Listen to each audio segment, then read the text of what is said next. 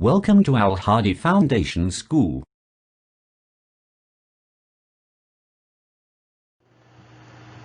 Bismillahirrahmanirrahim. Assalamu alaikum dear students.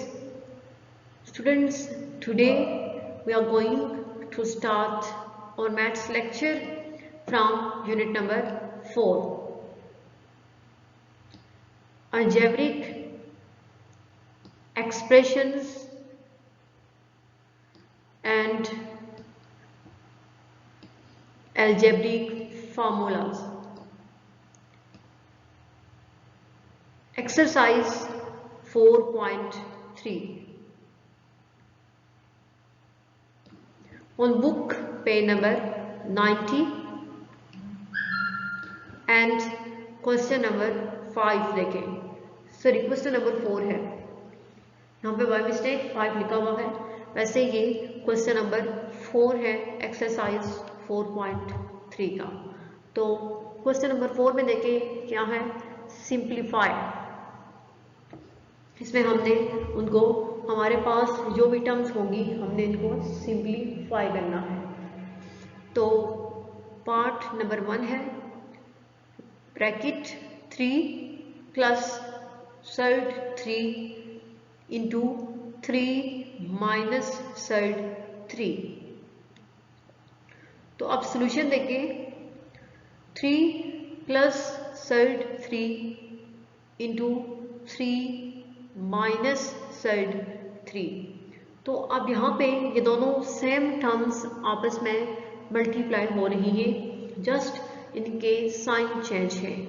यहाँ पे इसके साथ प्लस का साइन है और इसके साथ माइनस का साइन है, जस्ट साइन जो है वो चेंज है, बाकी दोनों टर्म्स सेम है। तो यहाँ पे हम अगर ये आइडेंटिटी यूज करें तो ये आइडेंटिटी यूज हो सकती है, a plus b into a minus b equal to a square minus b square. तो यहाँ पे अगर a 3 के और सर्ड 3 b के इक्वल हो तो ये आइडेंटिटी यहाँ पे होल्ड करती है।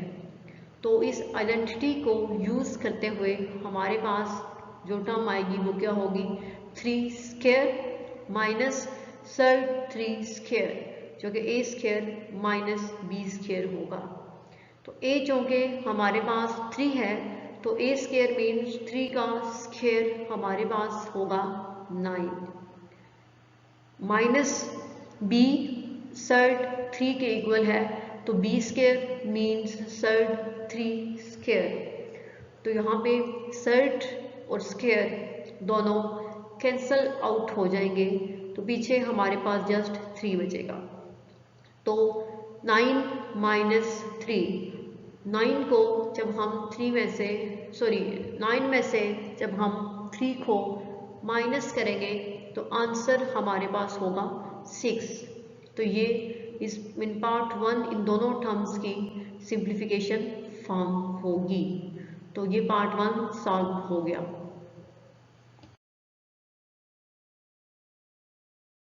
नेक्स्ट है अब पार्ट 2 ऑफ क्वेश्चन नंबर 4। तो पार्ट 2 देखें क्या है, surd 5 plus surd 3 whole square. ठीक है, तो सॉल्यूशन में देखें, surd 5 plus surd 3 whole square means इन दोनों टर्म्स का, ये दोनों टर्म्स ऐड हो रही हैं, इनका स्क्वायर है। तो यहाँ पे ये आइडेंटिटी जो हमने पहले पढ़ी थी कि a plus b whole square equal to a square plus b square plus 2ab। तो यहाँ पे इस आइडेंटिटी को हम यूज करेंगे कि अगर a हमारे पास सर्ड 5 के और b सर्ड 3 के इक्वल हो तो ये आइडेंटिटी कैसे यूज होगी, जब इस पे आइडेंटिटी अप्लाई करेंगे तो ये टर्म क्या होगी, surd 5 whole square plus surd 3 whole square, because a is equal to surd 5 and b is equal to surd 3 plus 2 surd 5 into surd 3, क्योंकि a और b 2ab, इसलिए 2 साइड 5 एंड साइड 3 होगा।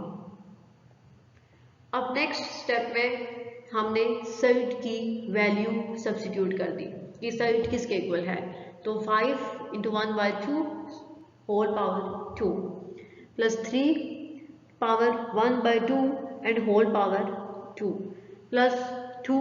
तो यहाँ पे ये साइड इन दोनों टर्म्स के ऊपर सेपरेटली अप्लाई हुआ है, तो हमने इसको एक ही साइड के अंदर कंबाइन कर लिया इन दोनों टर्म्स को, 5 × 3, क्योंकि साइड का ऑर्डर जो है वो दोनों का सेम था इसलिए।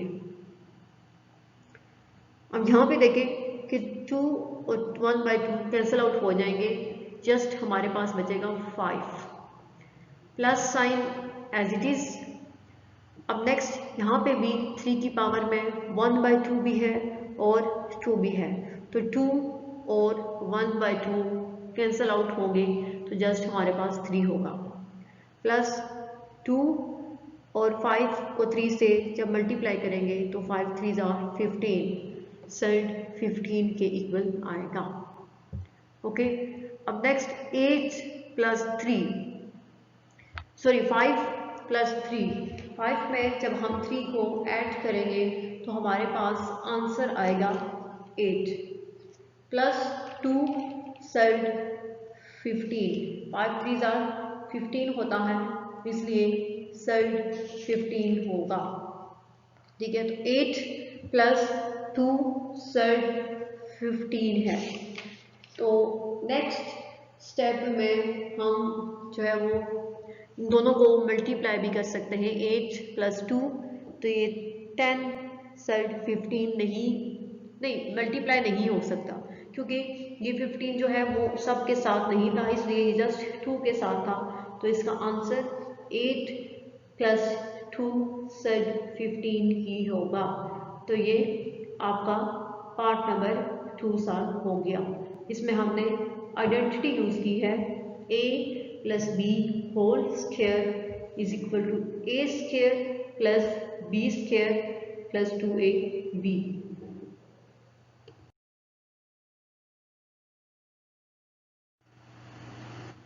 नेक्स्ट पार्ट 3 जो है क्वेश्चन नंबर 4 का, वो आपने खुद सॉल्व करना है और उसमें वही आइडेंटिटी यूज़ करेंगे जो कि हमने क्वेश्चन नंबर 4 के पार्ट 1 में यूज़ की थी, और वही आइडेंटिटी यहाँ पे पार्ट 4 में भी यूज़ होगी।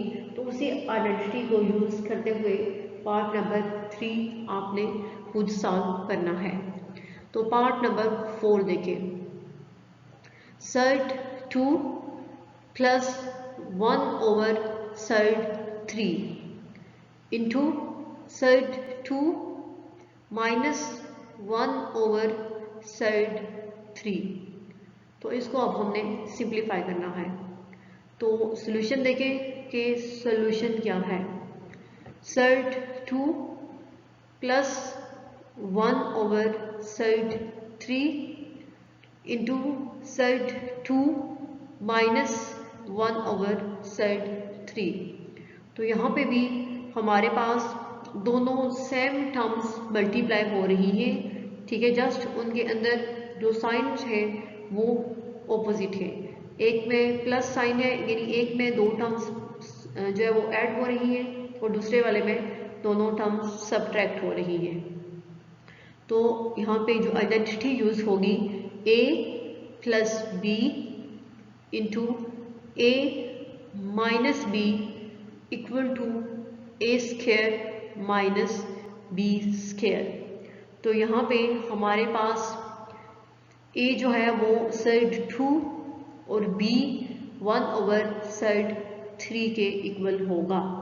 तो फिर a² - b² वाली टर्म क्या बनेगी, साइड 2 होल स्क्वायर - 1/साइड 3 होल स्क्वायर।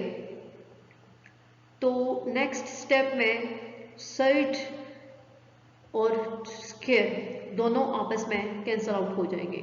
ठीक है, तो यहाँ पे मैंने उसकी वैल्यू सब्स्टिट्यूट नहीं की, डायरेक्ट उसको कैंसिल किया है, तो आप डायरेक्ट उसको कैंसिल कर सकते हैं।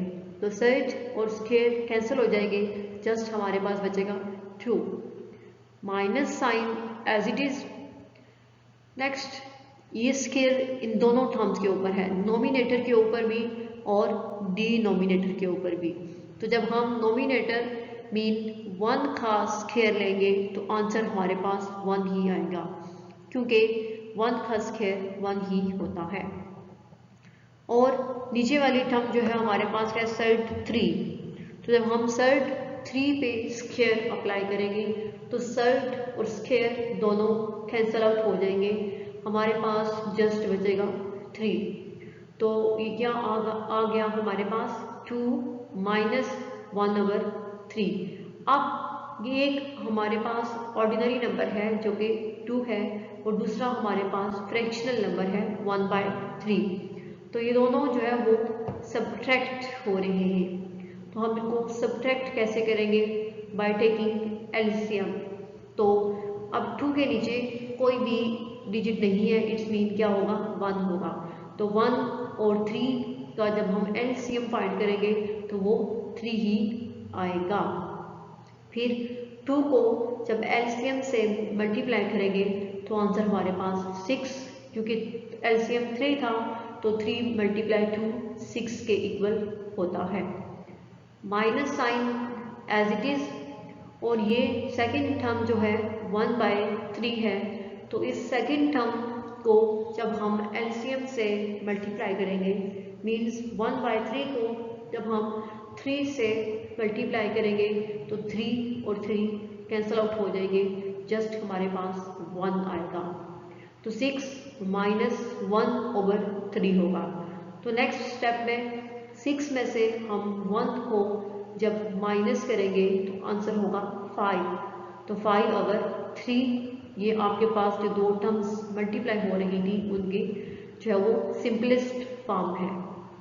ठीक है, तो ये हमने इसका पार्ट 4 भी सॉल्व कर लिया।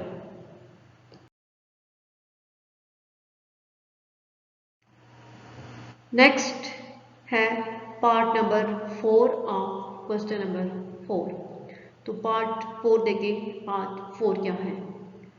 Shirt x plus surd y into surd x minus surd y into x plus y into x square plus y square.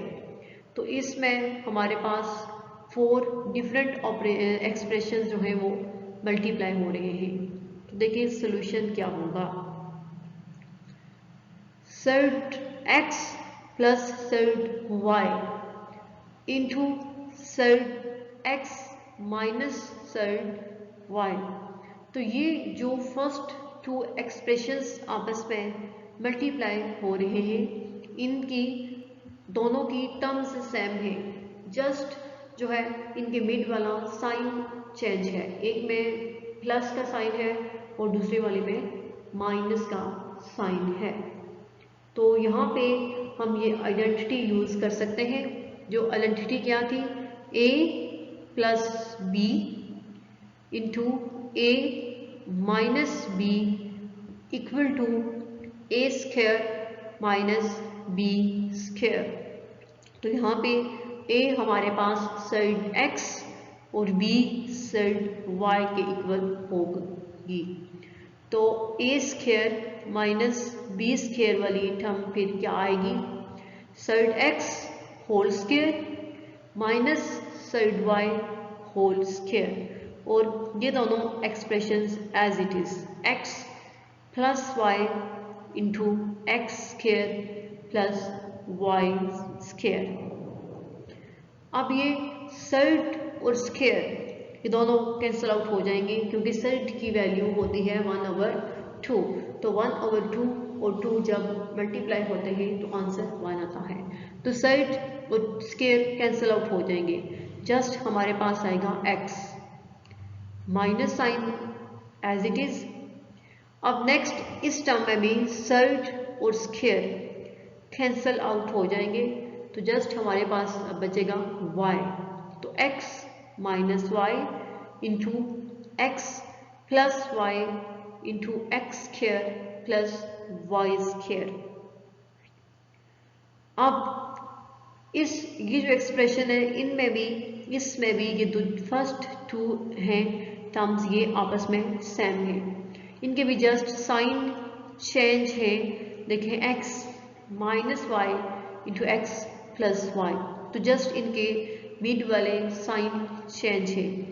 तो यहाँ पे भी हम ये आइडेंटिटी यूज़ करेंगे a minus b into a plus b is equal to a square minus b square. तो यहाँ पे a हमारे पास x के और b हमारे पास y के इक्वल होगी।